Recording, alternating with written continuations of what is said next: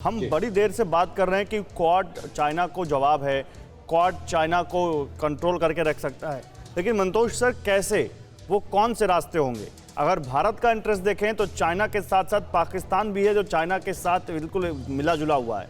तो अगर इनको काबू में करेगा क्वाड तो कैसे करेगा? वो कौन से रास्ते होंगे? वो इकोनॉमिक रास्ते होंगे, वो स्ट्रैटेजिक मिलिट्री के रास्ते होंगे, क्या होंगे वो रास्ते? और वही पॉइंट पे मैं जा रहा हूँ।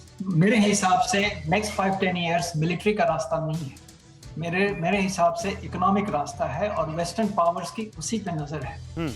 देखिए, आज 80 के आसपास या 80-90 के बीच में हम लोग का पर कैपिटा इनकम इंडिया का सेम था चाइना के बराबर। आज 5 गुना चाइना का ज्यादा है और इसी कारण इन्वेस्टमेंट और वहां जाता रहा, खासकर कमर्शियल इन्वेस्टमेंट जो कॉमर्स से रिलेटेड था, क्योंकि चाइना के नागरिकों की परचेजिंग पावर काफी बढ़ गई थी, तो मोर वेस्टर्न इन्वेस्टमेंट गया। यही पॉइंट मैं बार बार कर रहा हूँ कि once in a blue moon मौका आया है, जिसमें अगर प्रेजेंट गवर्नमेंट इसका लाभ ले ले और हम लोग टोटल मैन्युफैक्चरिंग प्लांट अगर 30% भी यहाँ मूव कर दें तो भारत के इकोनॉमी के लिए काफी अच्छा होगा। काफी लोग मिडिल क्लास बनेंगे तो और वेस्टर्न इन्वेस्टमेंट आएगा, क्योंकि उनके सामान बिकेंगे, एडिडास के शूज बिकेंगे, नाइकी के शूज बिकेंगे, फोर्ड वापस नहीं आएगा।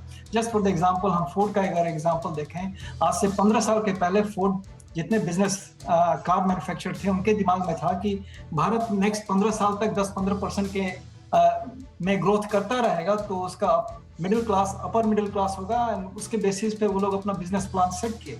फोर्ड ने 4 लाख कार बनाने की कैपेसिटी इंडिया में दी, लेकिन एक्चुअली 80,000 के करीब वो बेच पा रहे थे, क्योंकि मिडिल क्लास उतना तेजी से ऊपर नहीं आया, क्योंकि इकोनॉमी नीचे गिरने लगी। तो पॉइंट अगेन हम वहीं ले जा रहे हैं कि अगर इकोनॉमिक रास्ता में वही रास्ता सही है, उससे और इन्वेस्टमेंट आएगा, पहला चीज एक। और दूसरा, जो इतनी बड़ी संख्या हमारे यहाँ जो गांव में एग्रीकल्चर में है, जो 60-70% population agriculture and contributes only 15% to GDP, इसको हम बहुत तेजी से मूव कर सकते हैं मैन्युफैक्चरिंग प्लांट में। और क्वाड एक बहुत अच्छा मौका मिला है हम लोग को इस समृद्धि में। और एक बार पैसा होगा तो military alliance and military purchase होता रहेगा। बिहार में $20 बिलियन का ऑर्डर हम लोगों ने यूएस को दिया था। मतलब आप ये कह रहे हैं कि चाइना की जो सबसे बड़ी पावर है, अगर मैं गलत नहीं हूं तो दत्ता साहब, चाइना की जो सबसे बड़ी पावर है वो उसकी पावर है वो उसकी इकोनॉमिक पावर। जिस तरह से उसने अपने आप को बहुत तेजी से एक बहुत बड़ी दुनिया की उभरती हुई इकोनॉमी बना लिया है, और उसी को कंट्रोल करने के लिए ये 4 देश साथ आ रहे हैं। बिल्कुल गौरव, आप ठीक कह रहे हैं। देखिए, भारत की और जो चीन की जो जर्नी थी वो तकरीबन एक साथ ही शुरू हुई। हमें सन 47 में इंडिपेंडेंस मिली और चाइना 49 में पीआरसी बना, पीपल्स रिपब्लिक ऑफ चाइना। सन 80 तक आप देखें तो दोनों की जर्नी तकरीबन बराबर थी, बल्कि भारत हेड एंड एज। सन 80 के बाद अगले 40 सालों में चाइना में जो इंडस्ट्रियल टर्नओवर हुआ है या जो टर्नओवर हुआ है वो एक फिनोमिनल स्पीड से हुआ है, और इसका श्रेय मैं चीन को देना चाहूँगा, क्योंकि जिस तरह से उसने अपना इम्पैक्ट जो इकोनॉमिक पॉइंट ऑफ व्यू से है। देखिए, एक कॉम्प्रिहेंसिव नेशनल पावर के लिए आपको 4 चीज़ों की गौरव ज़रूरत पड़ती है, और वो चीज़ें हैं एक स्टेबल गवर्नेंस, अच्छी हुकूमत, इकोनॉमिक पावर, आपके यहाँ गुड एजुकेशन सिस्टम और गुड मिलिट्री पावर। अभी आप देखिए, येल यूनिवर्सिटी के प्रोफेसर ने एक किताब लिखी है, the rise and fall of powers.